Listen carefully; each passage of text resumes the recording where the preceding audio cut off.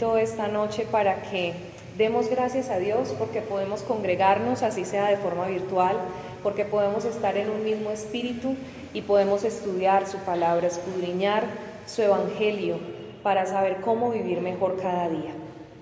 Padre, te damos muchas gracias porque nos das el privilegio de estar unidos en espíritu, Señor, aunque no lo estemos en cuerpo, porque podemos reunirnos esta noche para exaltar y glorificar tu nombre, para darte la honra, la gloria y la alabanza que solo tú te mereces, pero también para escuchar tu voz, para aprender de ti, para que nos recuerdes tu palabra, Señor, y nos enseñes el camino por el que debemos transitar cada día de nuestra vida. Te amamos, oh Dios, entregamos nuestras vidas en tus manos, rogamos que abras nuestro entendimiento, Señor, que nos permitas comprender lo que tú nos quieres enseñar y que nos hagas hacedores de tu palabra, que nos fortalezcas para poner por obra todo lo que tú nos enseñas. Te amamos, oh Padre, y estamos dispuestos a escuchar tu voz, en el nombre de Jesús. Amén y amén. Hoy quiero compartir con ustedes una pequeña reflexión que he titulado El camino a la restauración. ¿Y qué es restaurar? Restaurar es renovar, arreglar o reparar algo que en algún momento se ha dañado, que en algún momento ha quedado roto o ha quedado mal. Y creo que todos en algún momento hemos podido de pronto escuchar hablar de la restauración de porcelanas o de la restauración de cerámicas, de la restauración de algunos objetos que tenemos a veces en nuestros hogares. Normalmente cuando a uno se le quiebra una porcelana y no quedó en demasiados pedazos, uno coge los pedacitos y los une, usando colbón, usando pegaloca, usando silicona, pero como nosotros no somos expertos en el tema, se nota el remiendo, ¿cierto? Se ve que quedó como raro, como chueco, como que lo quisieron arreglar, pero no lo hicieron del todo bien. Las personas que son expertas en el tema de la restauración lo hacen de tal manera que va a quedar como si fuera nuevo, que va a quedar totalmente limpio, totalmente renovado, como si no hubiera pasado nada. Y estudiando este tema de la restauración de las porcelanas, me di cuenta que hay 3 pasos que ellos tienen que seguir para restaurar una pieza de estas. El primero es aplicar un líquido blanqueante. Noten que cuando se nos rompe una porcelana y no se arregla inmediatamente, el polvo se le comienza a pegar y esa partecita que quedó separada coge un color diferente al resto de la porcelana. Entonces lo primero que hacen es echarle un blanqueante para que quede del color original en el que estaba y no se note que se le pegó mugre en esa parte.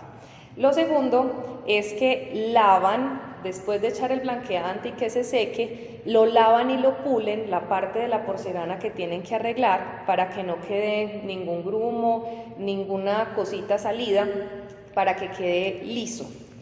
Y luego unen las piezas y si es necesario se pinta por fuerita para que quede como si no le hubiera pasado nada, para que quede totalmente restaurada y bien hecha.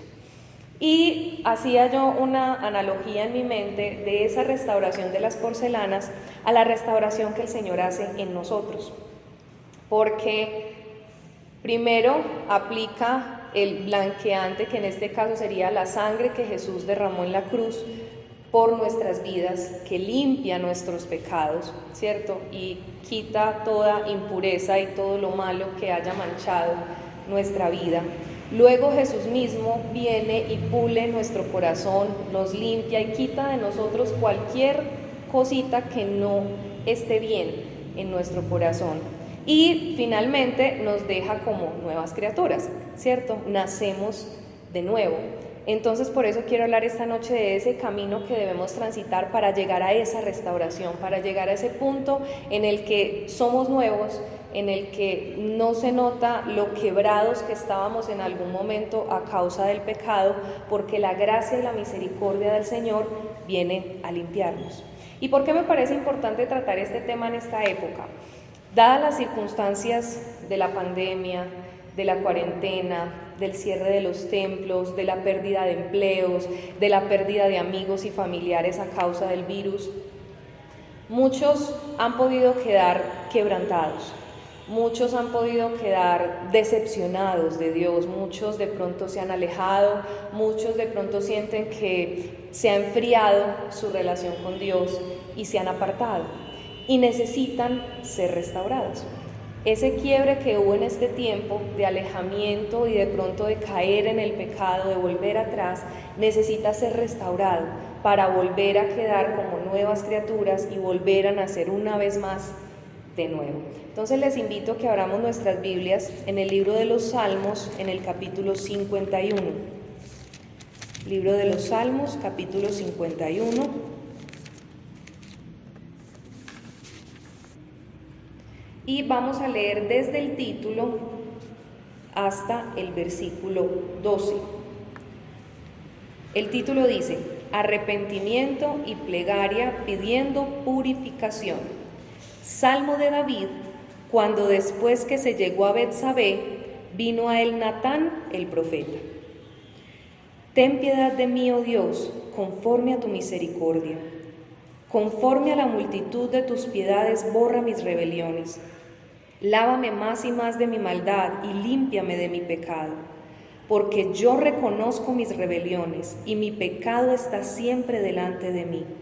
Contra ti solo he pecado y he hecho lo malo delante de tus ojos, para que seas reconocido justo en tu palabra y tenido por puro en tu juicio.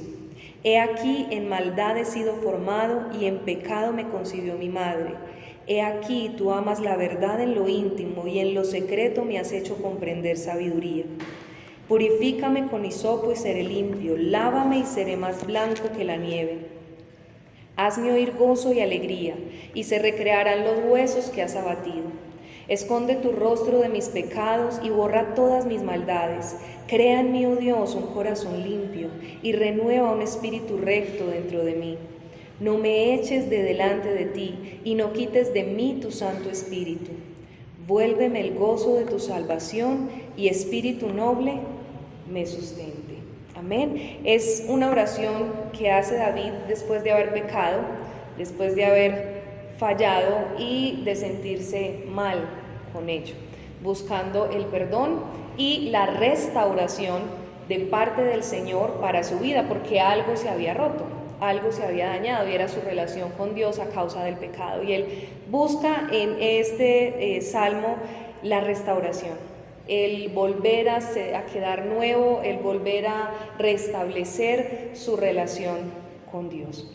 Entonces vamos a hablar de tres aspectos importantes en este camino, como tres pasos que tenemos que dar en este camino de la restauración.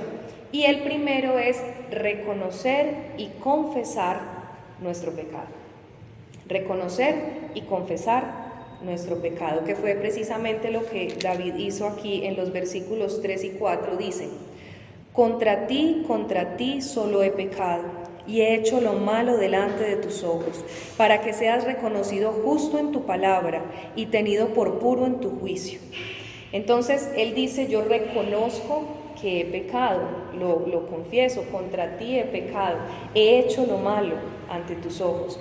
Y si nos vamos al texto original donde ocurrió esta historia, que es el segundo libro de Samuel, capítulo 12, donde el profeta Natán viene a exhortar a David por su pecado, en el versículo 13 específicamente dice: entonces dijo David a Natán, pequé contra Jehová. Entonces vemos que efectivamente David reconoció su pecado, reconoció y confesó que contra Dios había hecho lo malo. Como leímos al principio en el Salmo 51, estas palabras vienen después de haberse llegado a Betsabé, que era esposa de Urías, y haber mandado matar a Urías, ¿sí? Entonces él reconoce y confiesa que ha pecado delante de Dios. Y en la Biblia vemos muchos ejemplos de personas que cometieron errores y reconocieron y confesaron su pecado. Pero en muchas ocasiones se justificaron por ese pecado. No asumieron la culpabilidad, no asumieron la responsabilidad, sino que justificaron el haber pecado por culpa de otros. Y creo que a nosotros también nos pasa.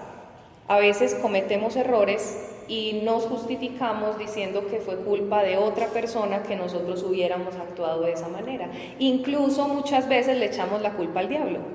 Y muchas veces decimos la expresión diablo mentiroso, porque pecamos, hacemos algo que no estuvo bien y de alguna manera hacemos entender que estábamos bajo la influencia de Satanás. Pero si nos vamos a lo que la palabra nos enseña, pues realmente si somos hijos de Dios y si estamos en los caminos del Señor, no podemos ser influenciados por Satanás. Realmente lo que pasa es que nos dejamos dominar de las obras de la carne, de nuestras propias concupiscencias, y por eso fallamos. Entonces ni al diablo le podríamos echar la culpa de cuando nosotros pecamos. Vamos a ver entonces el primer ejemplo, que lo tenemos en Génesis capítulo 3, hablando de Adán y Eva y de la desobediencia en el huerto del Edén, desde el versículo 9 al versículo 13. Ya sabemos que la serpiente viene y le dice a Eva que coma del fruto, que si come del fruto va a ser igual a Dios. Eva la escucha, come, y cuando Dios viene a visitarlos se esconden porque reconocieron que estaban desnudos y sienten vergüenza. Y el versículo 9 dice: Mas Jehová Dios llamó al hombre y le dijo: ¿Dónde estás tú? Y él respondió: Oí tu voz en el huerto y tuve miedo, porque estaba desnudo y me escondí. Y Dios le dijo: ¿Quién te enseñó que estabas desnudo? ¿Has comido del árbol de que yo te mandé no comieses? Y el hombre respondió: La mujer que me diste por compañera me dio del árbol y yo comí. Entonces Adán no asume su responsabilidad, dice: sí, Señor, pequé, hice lo malo porque me dejé llevar y fui tentado y caí en la tentación, sino que dice: no, Eva tuvo la culpa porque ella vino y me lo trajo, yo no lo fui a buscar. Y luego en el siguiente versículo dice: entonces Jehová Dios dijo a la mujer: ¿qué es lo que has hecho? Y dijo la mujer: la serpiente me engañó y comí.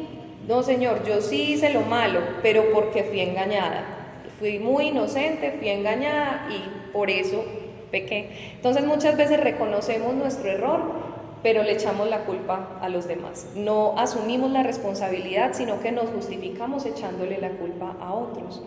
Tenemos otro ejemplo en el primer libro de Samuel, capítulo 15, versículo 30, y es el ejemplo de Saúl. Dios le había dado la orden de que fuera y matara a todos los amalecitas, incluyendo al rey, las mujeres, los niños, los animales, todo, que acabara con todo ese pueblo. Pero Saúl perdonó la vida del rey, perdonó la vida de lo mejor de los animales y del ganado, y creyendo que había hecho lo correcto, viene donde Samuel y le dice: no, yo hice lo que Dios me mandó, pero realmente no lo había hecho. Entonces Samuel le exhorta y le dice que ha desobedecido, que eso no está bien.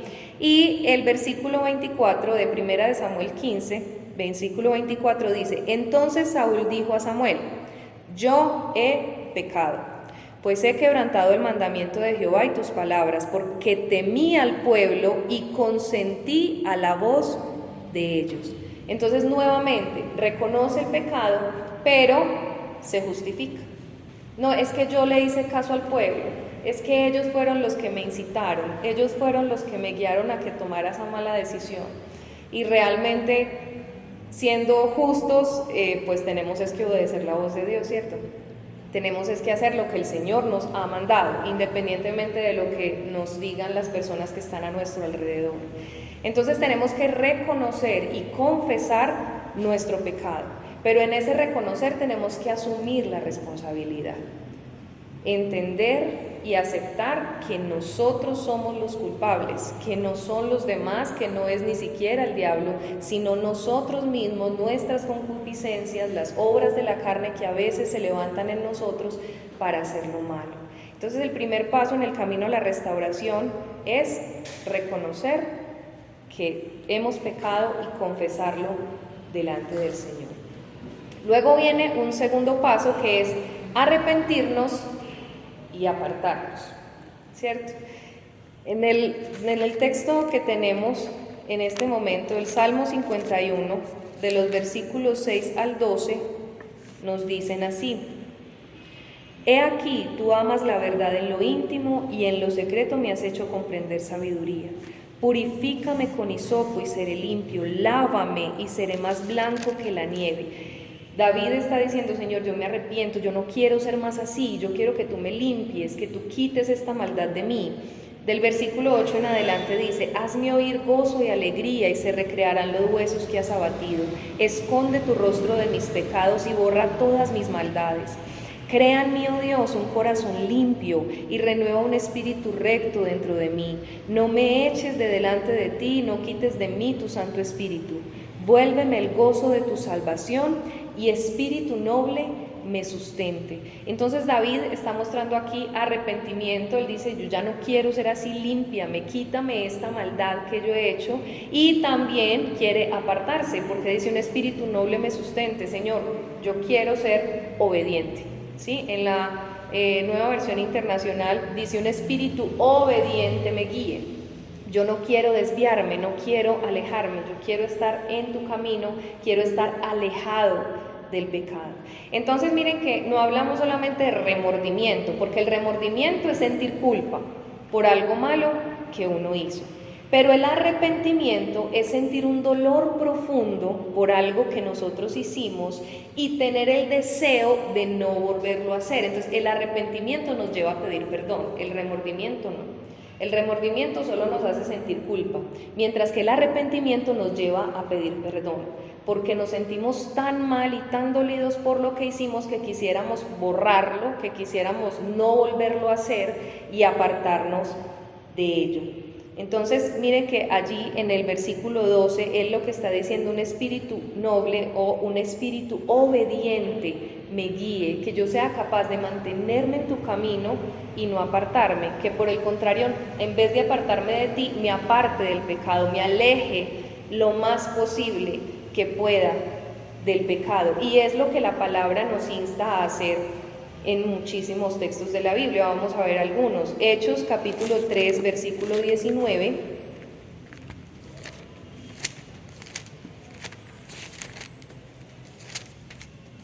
Dice: Así que arrepentíos y convertíos, para que sean borrados vuestros pecados, para que vengan de la presencia del Señor tiempos de refrigerio.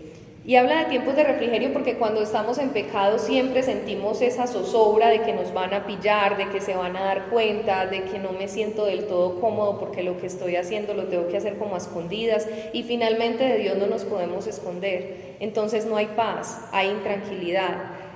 Y el llamado de Dios para nosotros siempre que nos alejamos de Él, siempre que caemos en la tentación, es: arrepiéntanse y vuelvan, arrepiéntanse y conviértanse. Entonces nos está diciendo que nos arrepintamos y nos convirtamos para que sean borrados nuestros pecados. Más adelante en la primera carta de Pedro, el capítulo 3,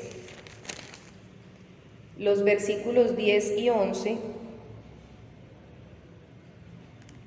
nos dicen así: porque el que quiere amar la vida y ver días buenos, refrene su lengua del mal y sus labios no hablen engaño. Apártese del mal y haga el bien, busque la paz y sígala.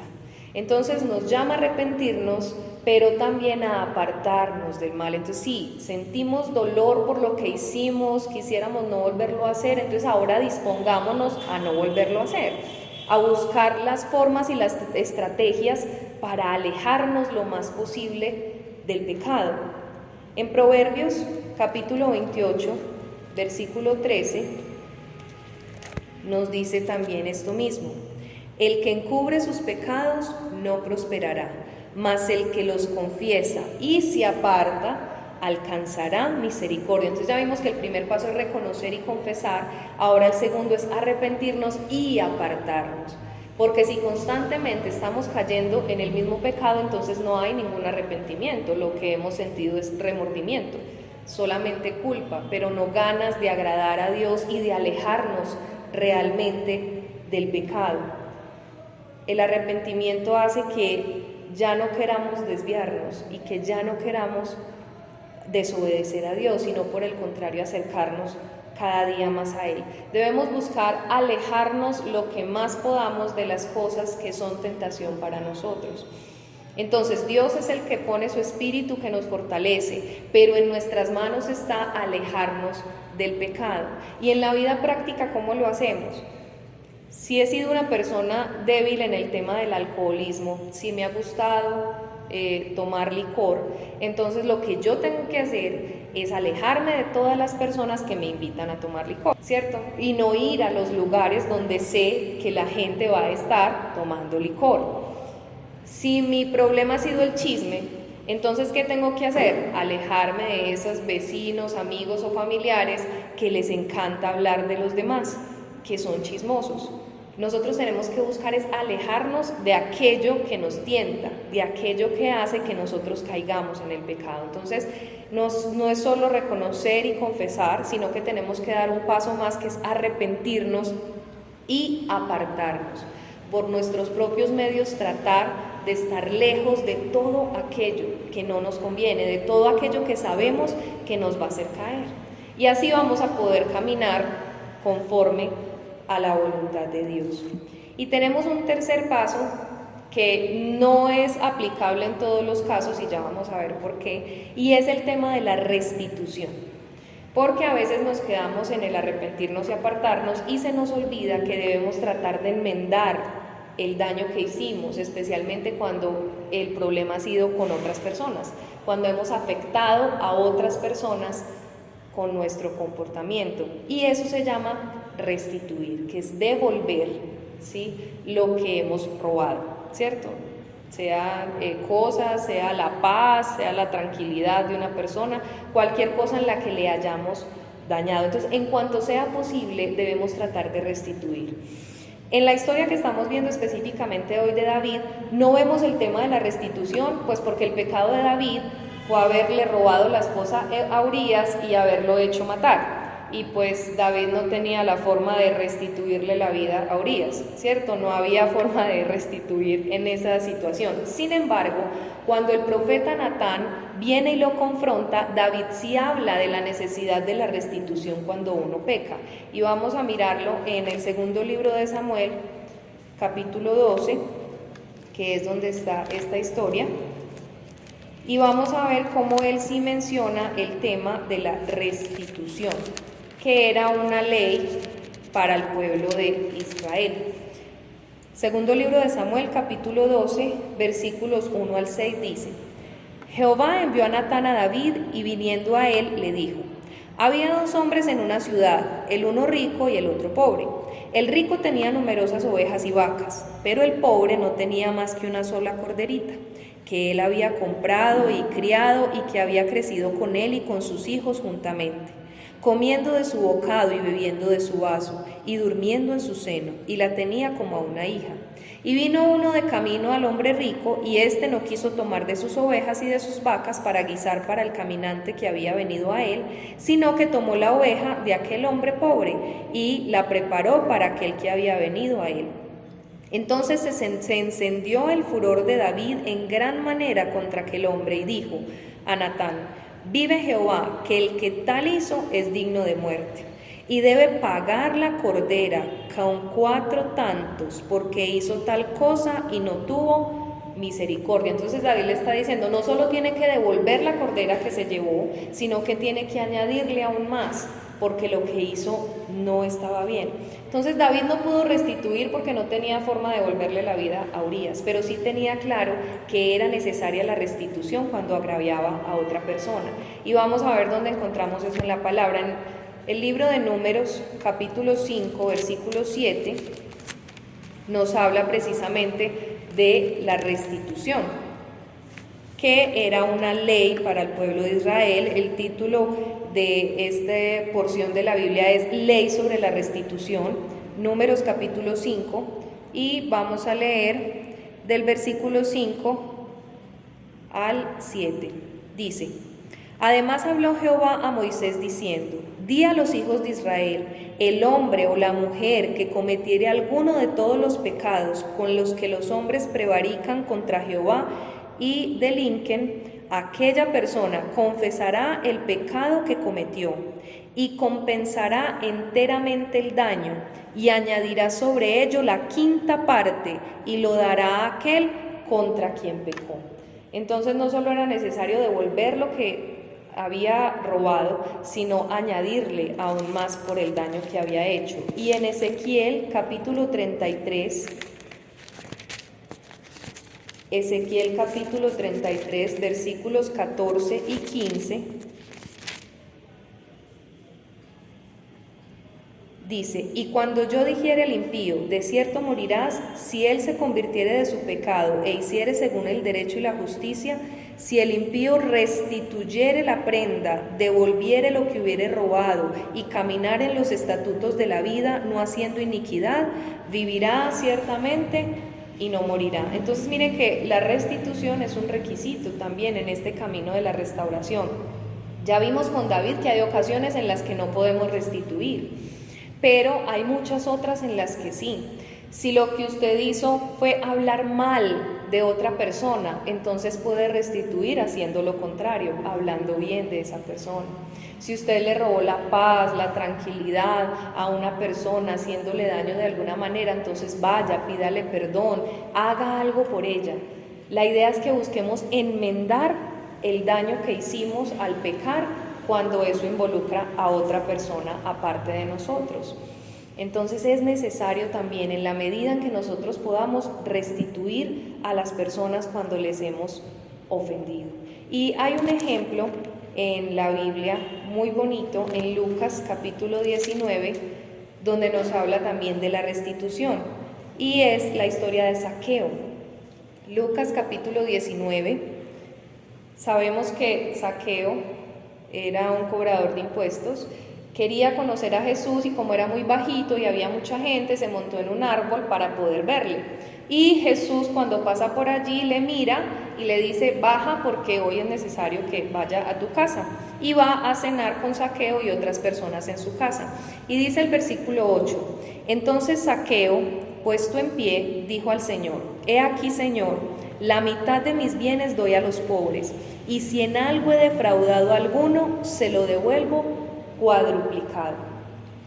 Aquí no nos narra lo que pasó en el corazón de Zaqueo, porque fue una cosa instantánea, fue una cosa de momento, ¿cierto? Jesús estuvo allí, comieron, quizá compartió el evangelio con ellos ahí en ese momento, y todo ese proceso que a nosotros a veces nos cuesta y nos toma tiempo hacer, en el corazón de Zaqueo pasó en un momento.